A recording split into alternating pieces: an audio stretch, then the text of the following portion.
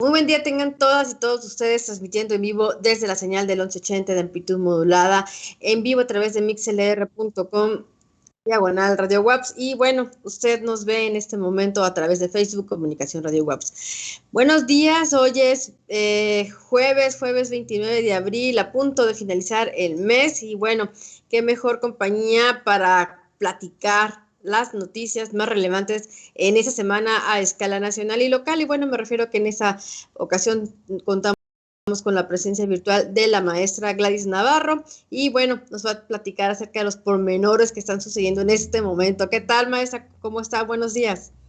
Hola, ¿qué tal, Yasmin? Muy buenos días, con mucho gusto estar aquí. Sí. Muy movidos y además hacemos de todo, somos community y demás, aquí andamos compartiendo. Aquí andamos, ajá. Si usted de repente ve que tenemos la vista agachada, ¿no? Estamos compartiendo para, pues, bueno, usted. Que hacemos de todo. Ajá, exactamente. Oye, pero con mucho gusto de estar de nuevo cuenta, como cada jueves que nos toca platicar sobre noticias, comentar sobre las mismas, pero además, y me gustaría seguir dando como ese enfoque de analizar, pues, cómo se están presentando sobre todo, ¿no? Y como que cuál es el ambiente que se genera, la percepción o el impacto desde la comunicación, desde el análisis de la comunicación, pues cómo se está presentando esta información. Entonces, en ese tenor, pues vamos a platicar lo de hoy y bueno, lo que está muy presente totalmente en la agenda de los medios de comunicación nacional. Son un montón de temas. Fue muy difícil, sobre todo esta semana, como decidir qué, porque de verdad que el ambiente político está muy ajetreado. Y bueno, hay, desde luego, como lo hemos comentado, ¿no? Con mucha confrontación. Entonces, pero sin duda uno de los temas que están marcando, digamos, la agenda de los medios de comunicación fue en principio pues esta resolución, vamos a decir, esta ratificación del Tribunal Electoral del Poder Judicial de la Federación que pues básicamente tumbó la candidatura del candidato morenista Salgado Macedonio que pues busca porque digo, sigue insistiendo, ¿no? Pero la candidatura para el gobierno del estado de Guerrero, con 6 votos a favor, el Tribunal Electoral pues confirmó el retiro de esta candidatura. Esta fue la nota que hace unos días pues generó muchísimo impacto. Si recuerdas, habíamos comentado en este mismo espacio cómo pues había, digamos, todo este recorrido, ¿no? Que ha tenido. ¿Por qué ha sido tan polémico? Bueno, porque pues como le decimos ya, aspirante a candidato, en su momento fue candidato, ya se le habían quitado, luego se le devolvieron, bueno, todo este proceso, ¿no? Pero ha estado acusado por violación sexual y bueno, en el contexto del 8M, si recuerdan, su caso fue muy sonado, ¿no? Y como digamos emblemático para la lucha de las mujeres, que decimos no queremos a alguien acusado, señalado, evidenciado como agresor de mujeres y por supuesto en este caso como una agresión, una violación sexual, ¿no? Entonces, a partir de eso, pues desde luego que se ha seguido generando muchísima polémica. Sin embargo, hay que subrayar que digamos, a pesar de que tenía estos señalamientos, el Instituto Electoral del Estado de Guerrero pues mantuvo la candidatura. Se arriesgaron, sí, claro. Exactamente, se arriesgaron y entonces que porque no había todavía elementos suficientes y la denuncia está andando, etcétera. Sin embargo, a nivel federal, ¿no? El INE detectó irregularidades en cuanto a el tema de los gastos de precampaña. Digamos que por allí entró y básicamente es que no informó sus gastos de precampaña. Y en la misma situación, por el tema de gastos de precampaña, está también el candidato a la gubernatura del estado de Michoacán, ¿no? Morón, de apellido. Entonces, ahorita comentamos también sobre él, pero digamos que ambos casos se analizaron, en ambos casos se retiró la candidatura de estos candidatos, no tanto para Michoacán como para Guerrero, promovidos por Morena, y que fue algunas de las reflexiones, digamos, que hicieron los magistrados de la Sala Superior del Poder Electoral señalaban, bueno, que esto es un cumplimiento que ellos ya saben que tienen que hacer, es decir, presentar sus gastos de precampaña, también los gastos de campaña. Entonces, uno de los magistrados, por ejemplo, le decía, la conducta de Salgado fue dolosa porque conocía su condición de precandidato y sabía de las obligaciones de la autoridad electoral. Fueron entre las reflexiones que hicieron los magistrados.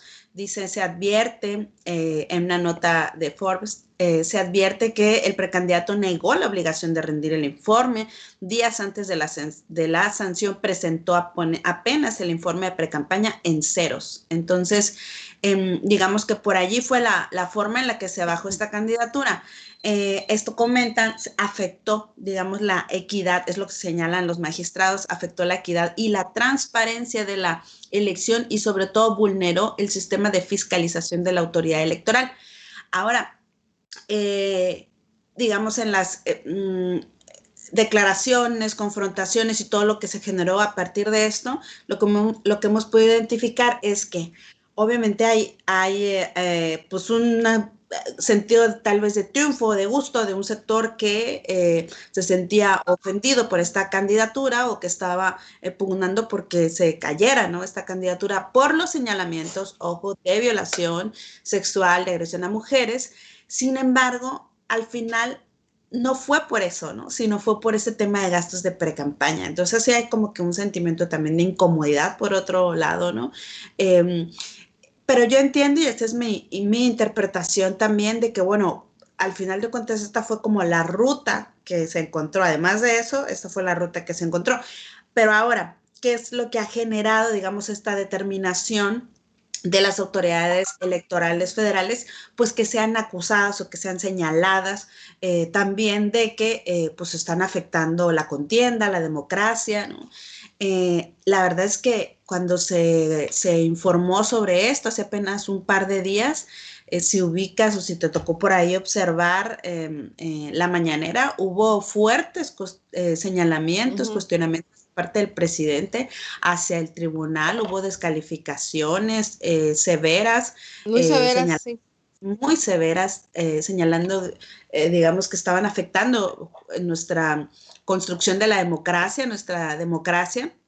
Entonces, también ha habido muchas reacciones, desde luego, a partir de esta confrontación, ¿no?, de estas declaraciones fuertes de parte del presidente Andrés Manuel, que al principio de la mañanera señalaba, pues vamos a actuar con serenidad, decía, ¿no? Como, esto fue a pregunta expresa, porque hasta allá también ha ido el debate, ¿no?, sobre otra vez el presidente hablando de los temas de campaña, que además, si recordarás y también tu espacio, el INE emitió una serie de acuerdos en donde está limitado para hablar del proceso electoral, ¿no?, para no afectar la contienda. Sin embargo, pues bueno, eso no se ha hecho caso, y también el propio presidente acusa de que están coartando su libertad de expresión y bueno, que hasta quieren sancionarlo, ¿no? En fin, entonces, esto ha estado presente, es uno de los grandes temas que está presente en la agenda de los medios de comunicación. Me parece que hay una lectura muy amplia, muy generalizada, digamos, de... Ay, ¿se escucha doble? No sé. No. Muy general. ¿Listo? Hola. Sí, ya. Muy generalizada, te decía, muy en buena parte de los medios de comunicación, digamos, las notas obviamente son negativas, ¿no? Son negativas hacia esta confrontación que, digamos, se impulsó, ¿no?, pues, o que generó el propio presidente con estas declaraciones fuertes, ¿no? Yo creo que no le abona, en mi opinión, no le abona al proceso electoral que deberíamos de tener, pues. Sí, la confrontación es importante, digamos, ahorita está habiendo un debate en un medio de comunicación local también entre candidatos a la gubernatura, pero llegar a las descalificaciones de los órganos o de los árbitros electorales me parece que es delicado. Entonces, esto está en la agenda de los medios de comunicación, como decía, pues las dos candidaturas, ¿no? Tanto se bajaron la de... para el estado de Guerrero y para el estado de Michoacán de los candidatos de Morena. Ahora tienen 48 horas para reponer candidatos, y ahí está el otro punto, ¿no?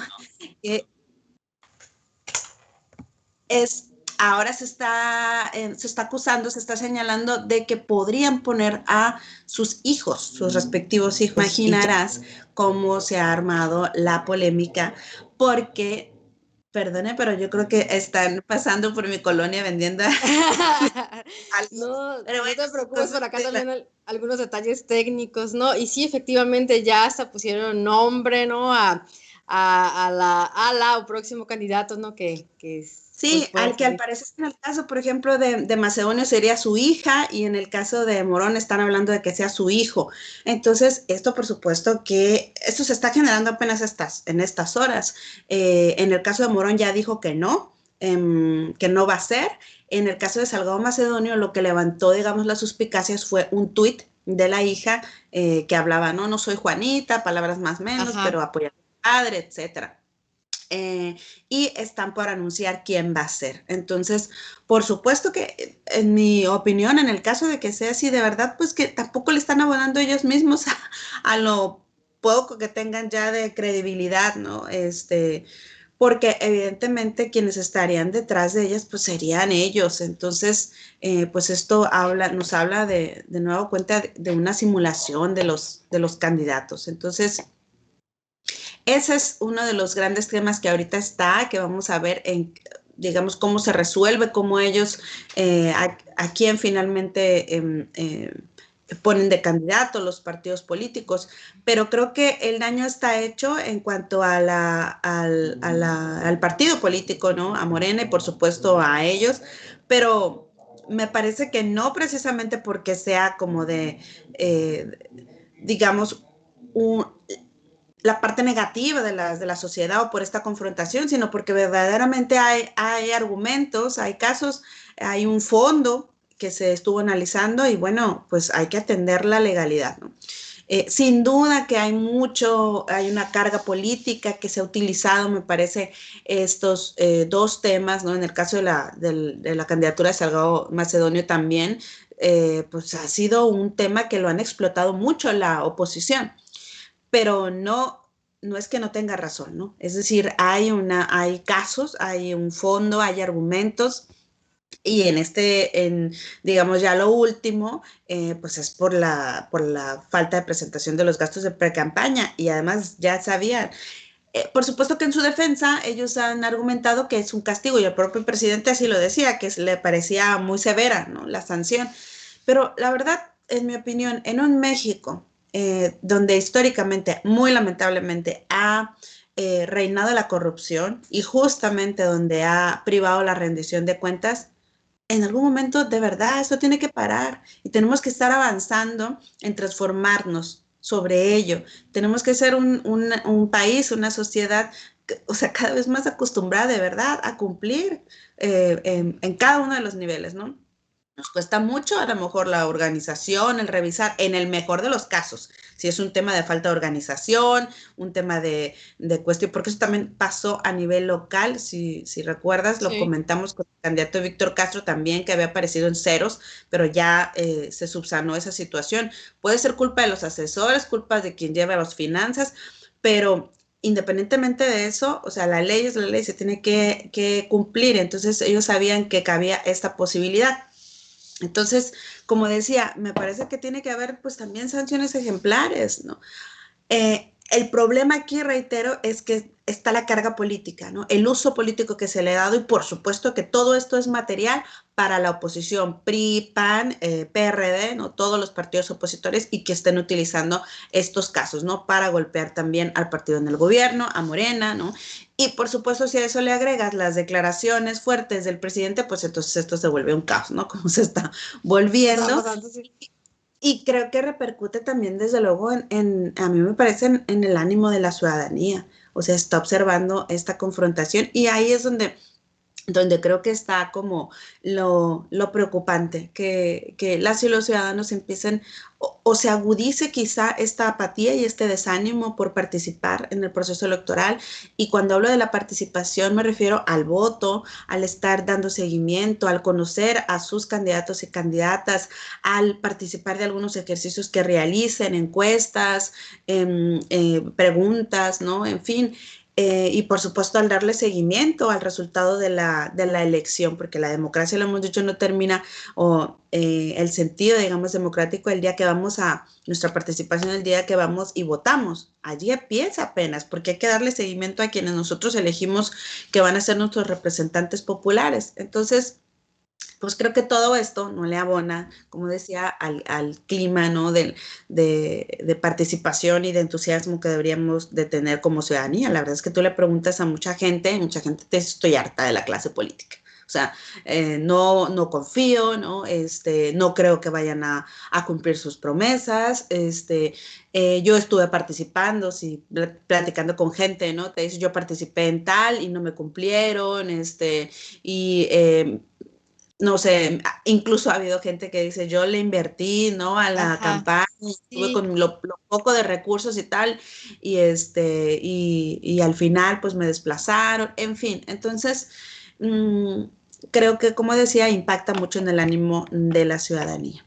Claro que sí. Ahora, sí, adelante, mientras abro No, la sí, siguiente nota. sí, sí se ve, ¿no? Ese tema, por un lado, ¿no? Pero por otro lado, también hay otra parte de la sociedad en el cual también están, pues, no sé si la palabra correcta sea como motivados, pero sí dejan ver, ¿no? Que hasta que se cumple algo, ¿no? Es la primera vez que prácticamente lo sienten que lo ven. Entonces, sí es como pues pensar en si eso estuvo bien, ¿no? Porque igual aquí aplican, el Tribunal Electoral no aplica, ratifica, ¿no? Por unanimidad los criterios del INE. Entonces, para evitar también una sobre representación parlamentaria. Entonces, está interesante también los temas que se están tocando, como bien lo mencionas, pues, ¿no? O cómo Ese es otro lo tema están que no lo traía tocando. para Pero aquí, creí que pero es que me quedé pensando en... no para avanzar en la próxima semana, pero sí está muy interesante también cómo se cambió eso y ha generado este, Controversia, mucha definitivamente. controversia, ¿no? Es decir, que haya una verdadera mayoría, pues, ¿no? Porque lo que realmente ha ocurrido, pues es que, pues, no, o sea, pero bueno, si quieres En después fin, empezamos. bueno, ok, Tenemos tiempo, dejamos este tema pendiente avanzamos. para la semana que entra. Perfecto. Sí, porque es todo un gran tema, pero lo que sí me gustaría comentar también en este mismo contexto de cuestionamientos y de situaciones que están saliendo, pues es este caso tan lamentable, tan de verdad cuestionable y pues da bastante coraje por decirlo menos, porque no podemos decir otras palabras, pero de verdad este diputado federal Saúl Ah, Huerta, ¿sí? Que es acusado de agresor sexual, de violación, de abuso sexual contra jóvenes, contra adolescentes menores de edad. Este diputado Benjamín Saúl Huerta fue denunciado por violación equiparada, abuso sexual, eh, y ya está en proceso su desafuero, ¿sí? Este caso, bueno, lo ventiló uno de sus asistentes, él empezó a buscar a jóvenes del estado de Puebla, es Puebla. diputado federal por Morena, ¿no?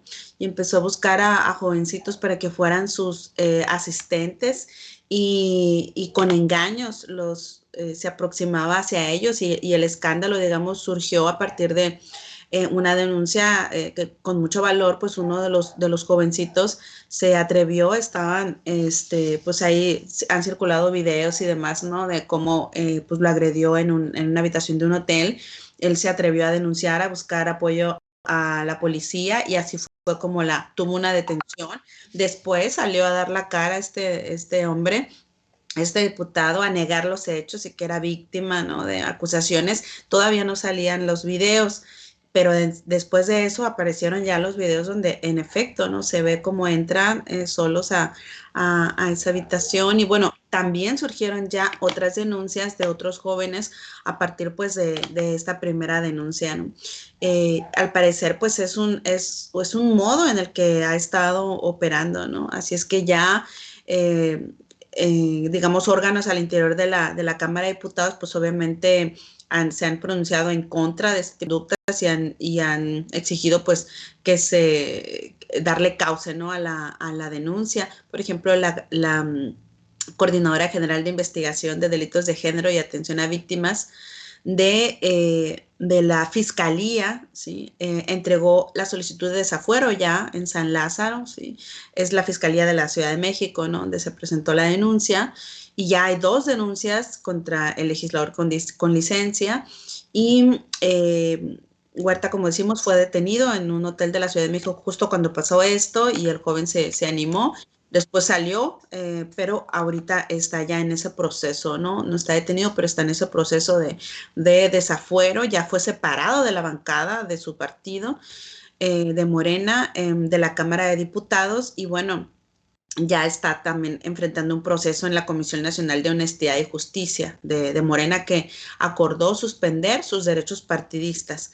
Actuó, me parece que de manera pues inmediata ante este caso. Obviamente eso es un golpe político también, ¿sí? O sea, aparece, como te digo, en este contexto en donde pues a Morena se le acusa de tener estos candidatos que no presentan gastos, se le acusa de tener un candidato en Guerrero que acusado de violencia sexual también, acusado de violador, y ahora un diputado federal también acusado de lo mismo. Entonces, en otros momentos, por supuesto que también ha habido acusaciones o señalamientos sobre otros partidos. En todos los partidos, lamentablemente, prevalecen prácticas de corrupción, de falta de rendición de cuentas, y bueno, incluso desde luego pues de agresiones hacia las mujeres, hacia niños, niñas, adolescentes, en fin. Todo esto pues va a seguir saliendo a la luz. Ahorita también lo más reciente que tenemos de este caso es que hospitalizaron al menor que denunció por abuso sexual al diputado, ¿no? Entonces, se encuentra internado por una fuerte crisis nerviosa, un hospital psiquiátrico, así es, ocasionado por el estrés postraumático. Esto me parece a mí muy, muy delicado, porque son parte de las consecuencias que hemos estado abordando en otros momentos, en el caso de la violencia, de todas las violencias, y bueno, lo hemos enfocado, lo hemos abordado hacia las mujeres, pero por supuesto que cualquier situación por la que enfrentemos pues como seres humanos, como ciudadanía, y más este tipo de agresiones, pues nos causa un daño en nuestra salud mental. Así es que, pues imagínense por todo lo que está pasando, ¿no? Este joven, y bueno, pues tuvo que ser ingresado, ¿no? Sí. Internado por esta Y crisis desaparecido, ¿no? El diputado, no se sabe de él. Bueno, han buscado los medios buscar entrevistas y no se sabe nada. Sí, ya no, ¿por qué? Porque te digo, al principio salió de una declaración, pero después ya que aparecieron los videos y las otras denuncias, ya, adiós. Entonces, de verdad que sí.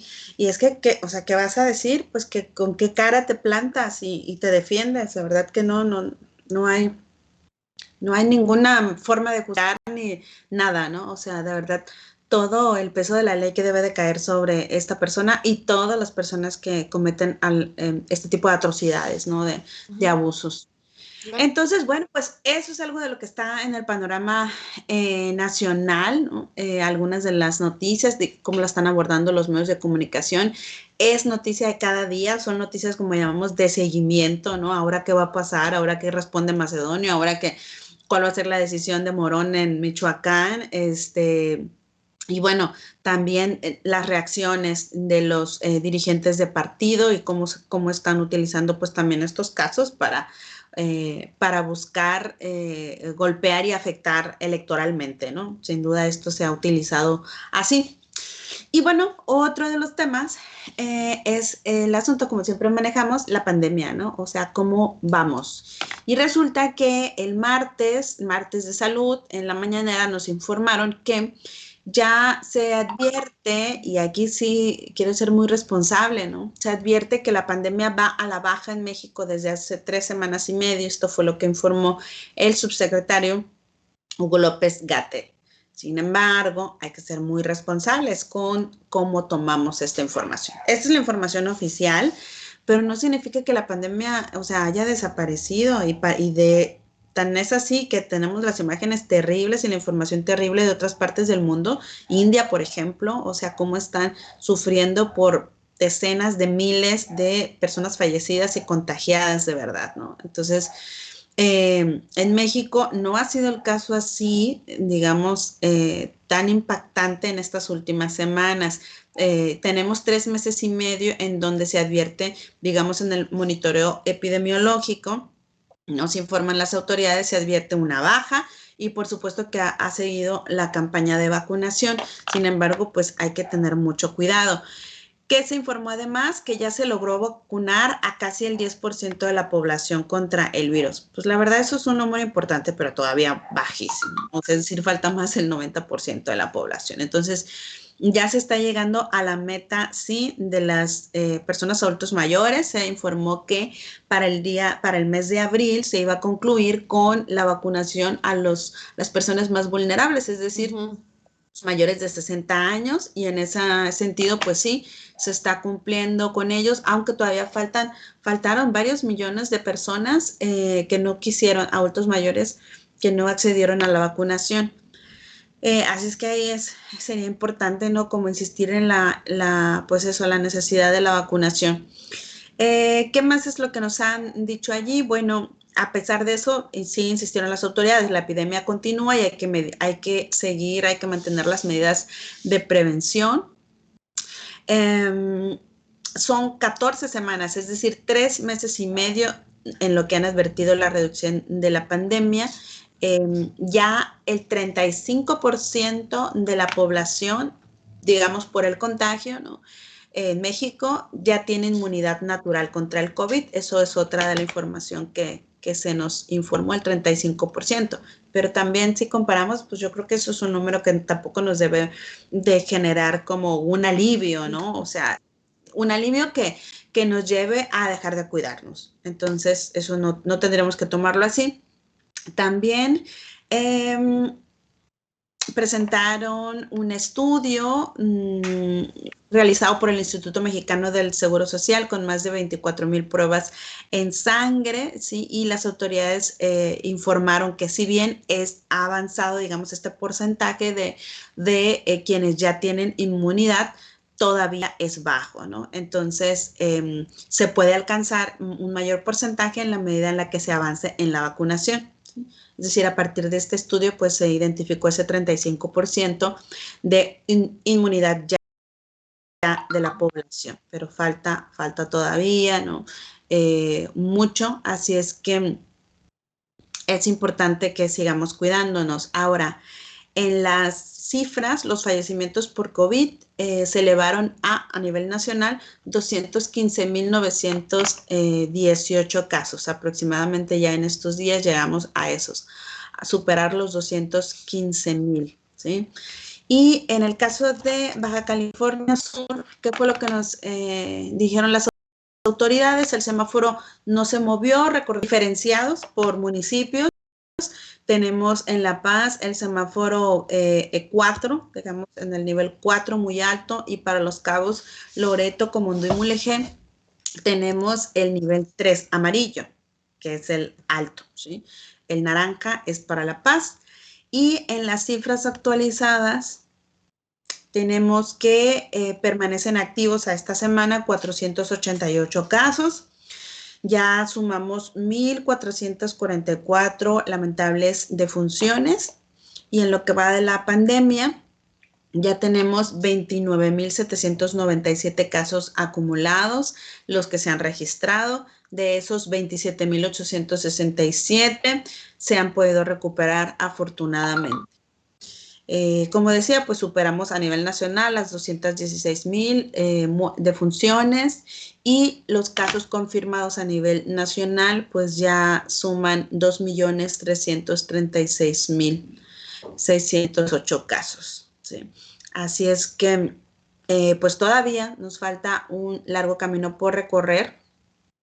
Yo lo que he percibido de la población es que por lo menos en Baja California Sur está retomando algunas actividades, ha mejorado la vacunación. Sin embargo, creo que como esta parte de seguir viendo una estabilidad, digamos, en el número de contagios, a lo mejor puede hacer que nos confiemos, y eso creo que sería lo peor que podríamos hacer, ¿no? Confiarnos y desarrollar sí retornar a nuestras actividades, o quienes no han regresado al 100%, empezar a regresar paulatinamente. Ahorita comentamos sobre el tema de el regreso a clases, etcétera, pero no hacerlo de golpe, ¿sabes? O sea, como no acelerarnos, y no porque ya estén vacunados nuestros adultos mayores, pues vayamos a caer en irresponsabilidades. También otra de la información es que ya se abrió por fin el registro para la vacunación de las personas mayores de 50 años, que habían estado pues preguntando, ¿sí? Que si a partir de cuándo y tal. Entonces ya el registro está desde el día de ayer, abierto ya la plataforma En Mi Vacuna Salud. Desde antier, ya vi desde antier, es cierto, porque habían informado que a partir de miércoles, pero ese mismo martes se abrió.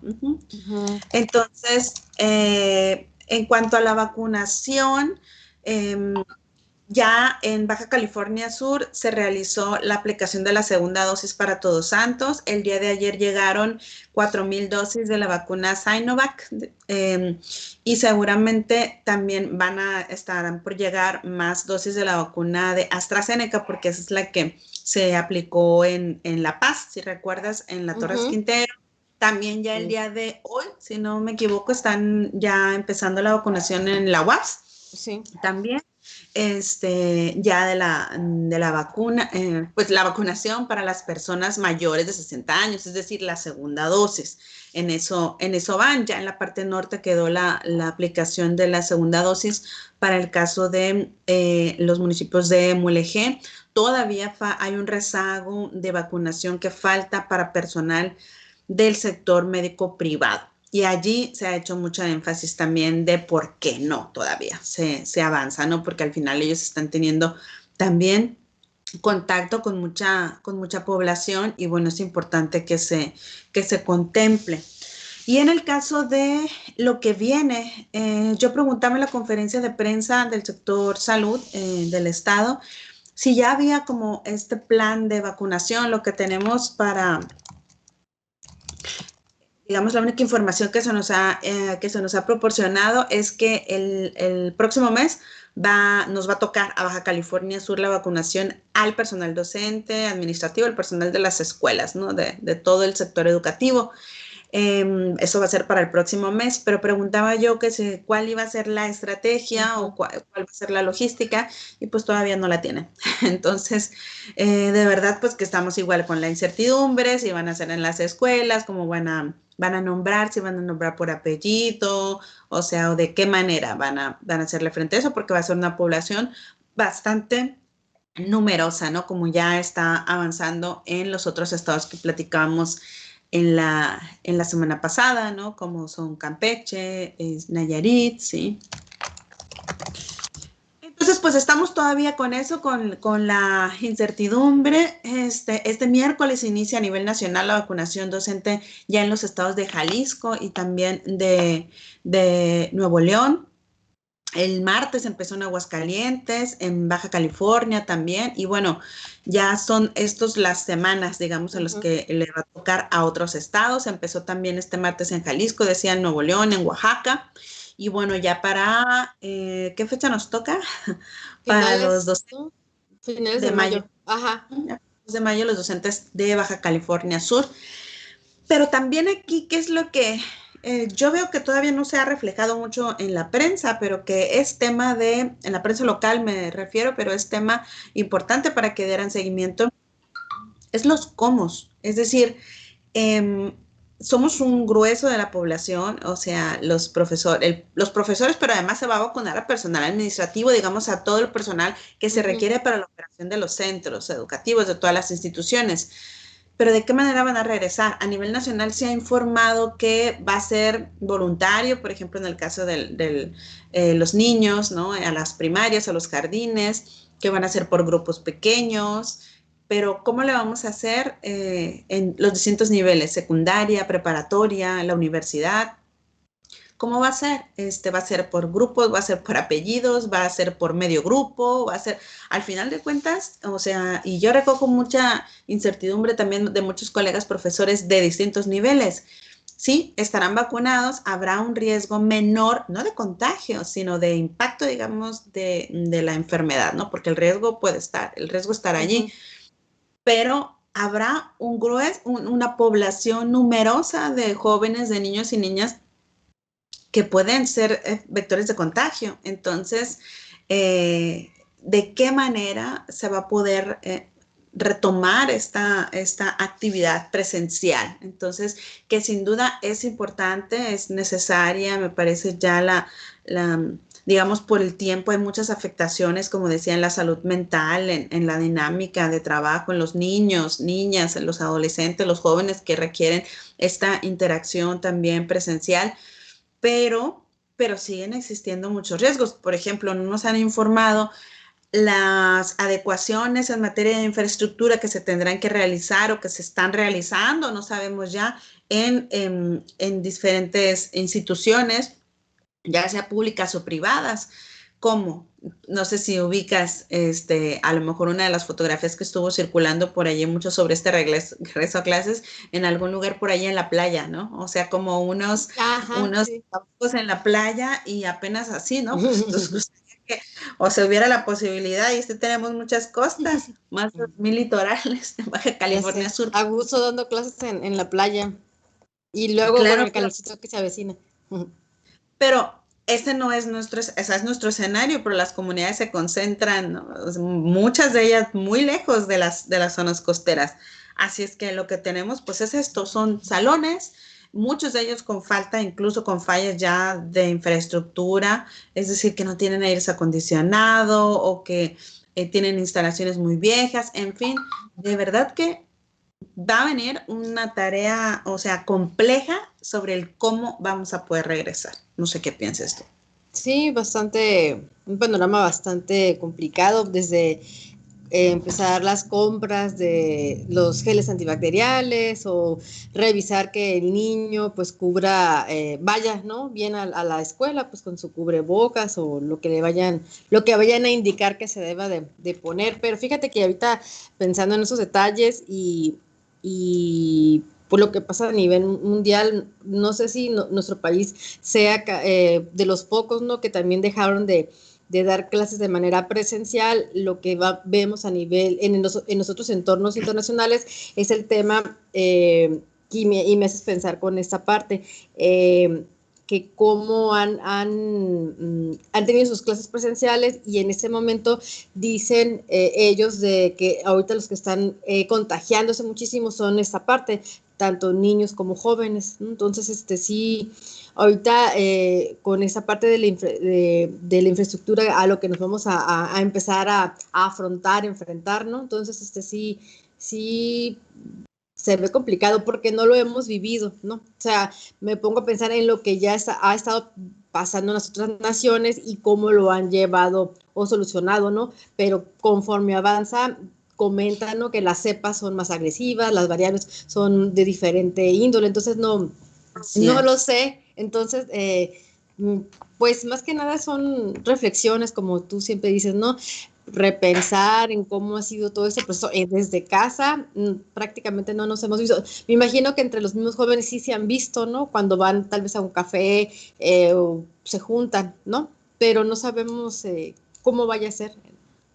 Sí, todavía no. O sea, fíjate, he estado en algunas reuniones con colegas en un diplomado de la Corte Interamericana de Derechos Humanos y un tema recurrente es cómo esta pandemia pues ha sido un contexto, digamos, se ha generado un contexto para la violación de los derechos humanos y para que los estados no estén garantizando pues esto, ¿no? Nuestros derechos humanos.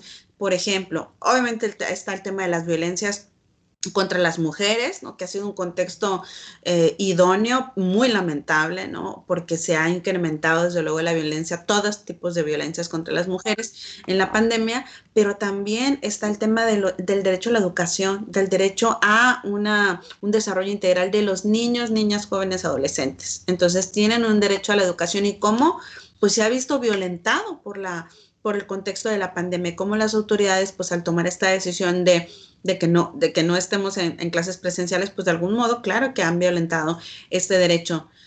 Por supuesto que hay una disyuntiva, ¿no? Porque está el derecho a la vida, entonces garantizar pues nuestra vida era en ese momento retirarnos, guardarnos, pero ya es importante pues retomarlo porque de verdad que hay afectaciones importantes.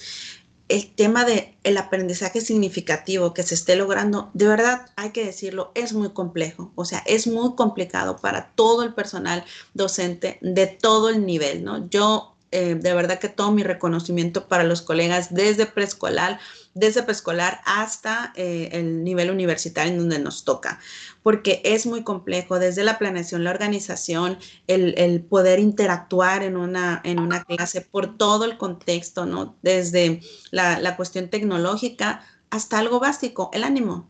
¿Cómo logras animar a los alumnos, ¿no? O sea, ¿cómo logras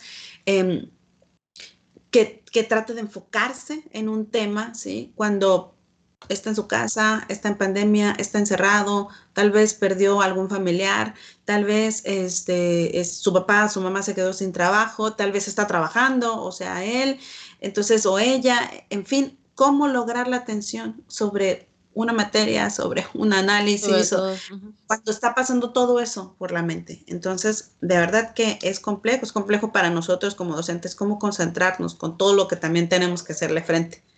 Así es que de verdad el aprendizaje o el avanzar es complicado, o sea, significativo, ¿no? O sea, se pueden cumplir con ciertos requisitos, en materiales, actividades, pero de verdad que se esté logrando un aprendizaje significativo para en todo el estudiantado, no sé, de verdad que es bastante, reitero, ¿no?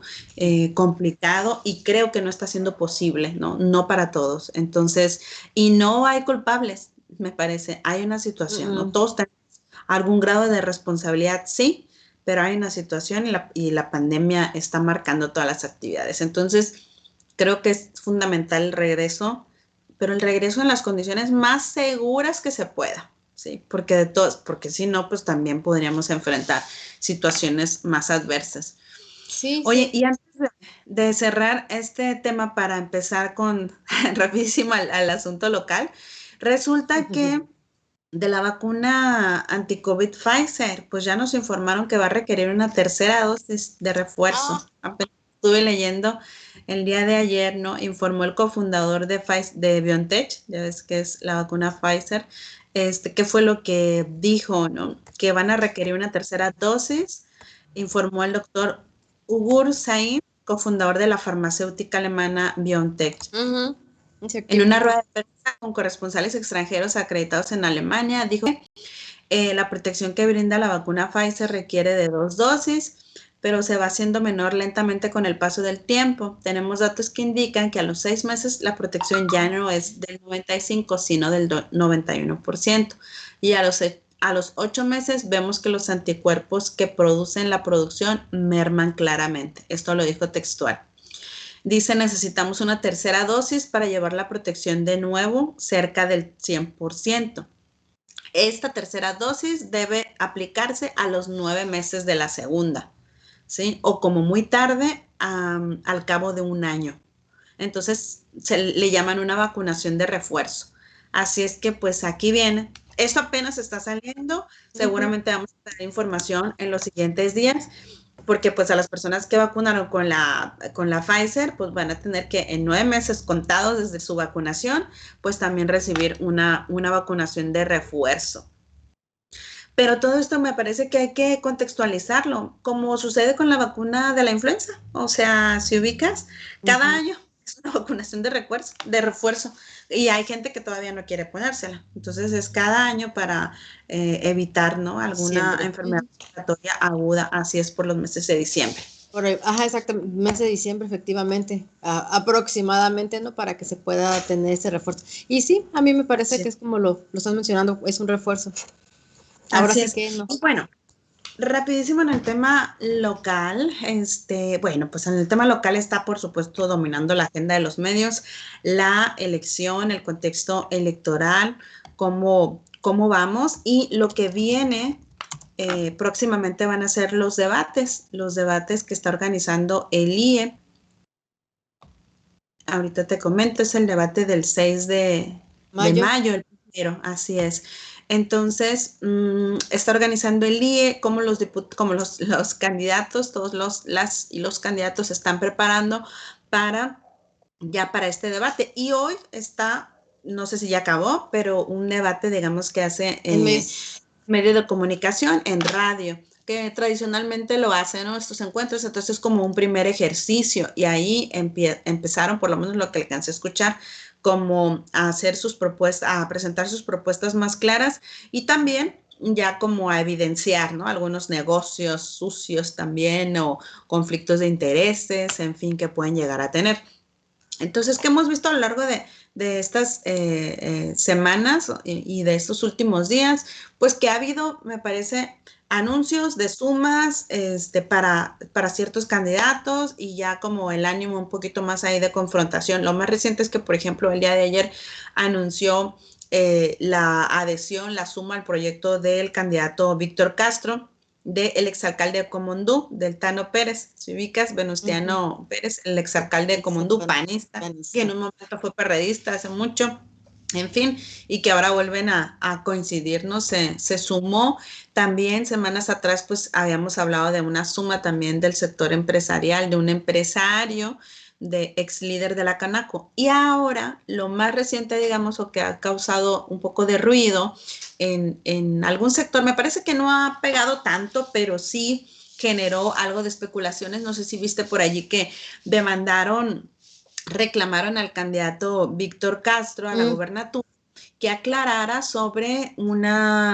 digamos, la participación de este empresario, Alonso Gutiérrez, como proveedor del IE. La oposición, el PAN y el PRI, acusó de conflicto de interés porque este proveedor va a ser el responsable de instalar el equipo y lo que se conoce como equipo para la red segura del conteo rápido y del PREP. Si tú lo mencionas así, o sea, pasa lo que pasó con mucha gente y también con muchos periodistas. Yo aquí haría, digamos, subrayaría. También no sé con qué intención salió esta información, apareció en un medio, decía, o sea, decía morenista, empresario ligado a Morena, algo así, ¿no? Operará el PREP, ¿no? O sea, o brindará la red segura del PREP. Entonces, esto fue un escándalo en cierto sector, no creo que haya llegado todavía como más allá, en grupos de políticos y obviamente la oposición PAN-PRI empezó a cuestionar esto, porque si tú te quedas nada más con eso, pues vas a decir, así fuera un morenista, un panista, un priista, quien sea, pero que esté ligado a algún partido político y que a su vez sea proveedor de estos servicios, pues sí por lo menos te cuestionas como ciudadano, me parece, y dices, ¿qué pasa? Debe de garantizarse certeza, confiabilidad y que nadie vaya a meter mano, digamos, en el PREP. Entonces, esto empezó a hacer un ruido y le cuestionaron al candidato y también han estado cuestionando al Instituto Estatal Electoral y también, por supuesto, al empresario. Entonces, ¿qué tenemos? Y en la investigación que yo realicé, y pueden encontrar en el diario El Independiente, revisamos los contratos, revisamos las fechas, ubicamos e hicimos un par de entrevistas. Esta empresa se llama Baja Interactiva Digital, ¿sí? Es propiedad del empresario Alonso Gutiérrez, ex líder de la Canaco, que hace unas 2 semanas, digamos, se adhirió al proyecto del candidato Víctor Castro, ¿sí? Lo presentaron, decía que un ciudadano se unía. Pero en marzo pasado, él, antes de esta presentación, ganó una licitación del IE para hacerse cargo del servicio de infraestructura para el establecimiento de la red del sistema de cómputo. Infraestructura, o sea, computadoras, cosas técnicas. Y eso fue en marzo. Y este contrato se firmó entre el 15 y 16 de marzo. 2 semanas después, este empresario, ¿no?, aparece cercano a Víctor Castro. Yo pregunté porque, digamos, en la información de ciertos medios y ciertas columnas, lo que empezamos a ver fue que se cuestionaba al Instituto Estatal Electoral y que se empezaba a generar una percepción de desconfianza hacia este órgano electoral de que una persona ligada a un partido político tuviera acceso, digamos, al PREP. El Instituto Estatal Electoral rechaza categóricamente esto y me explicó, ¿no?, como periodista, cuáles son los alcances de la empresa, de qué se encarga, digamos.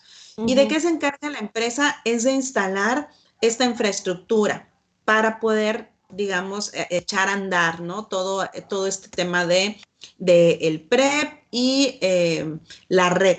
Entonces, se encarga de instalar, eso fue lo que le vendió, ¿no?, en una licitación donde solamente participó la empresa, pero el servidor, y ahí creo que es el detalle o lo más importante, el servidor es Amazon.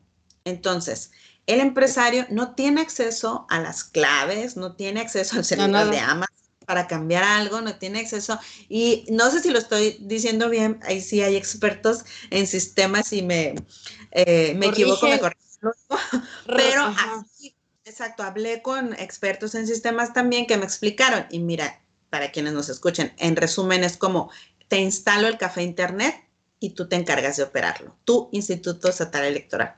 Perdón por lo simplista de la explicación, pero así fue como me lo explicaron los expertos en sistemas. Se nos fue el tiempo. ¿Qué crees? Se nos fue el tiempo. Básicamente es esto. Entonces, ¿de qué se trata? De que es importante la certeza del PREP, y esto lo está asegurando el Instituto Estatal Electoral, y por supuesto hay un asunto político de golpeteo allí que me parece que fue muy mal manejado, pero que hasta este momento ha quedado. Entonces, seguimos avanzando en la información. Muchas gracias por ello. Pueden encontrar esta nota y más allí en nuestras redes sociales. Pues como bien aquí nos dice nuestra querida maestra Gladys, se nos fue el tiempo, fíjense que nos pasamos algunos minutos y bueno, digo corriendo porque, bueno, hay otras cosas que también nos marca, pues ahora sí nuestro sistema, ¿no? Muchísimas gracias, muchas gracias por estar con nosotros, agradecemos la presencia virtual de la maestra Gladys Navarro, como bien ella está cada semana para practicar los menores que hay en la agenda mediática. Y bueno, la veremos la próxima semana porque ella no lo dice, pero próximamente, bueno, no sé si se puede decir esta parte, no, pero ya ella estará muy de cerca en estos los debates que vienen la próxima semana para conocer un poquito más de los candidatos a nivel gobernatura. Muchísimas gracias y bueno, Juan Quintana, gracias a los controles técnicos. Se despide Yasmín Rodríguez, siga con la programación del 1180 de amplitud modulada. Hasta la próxima semana.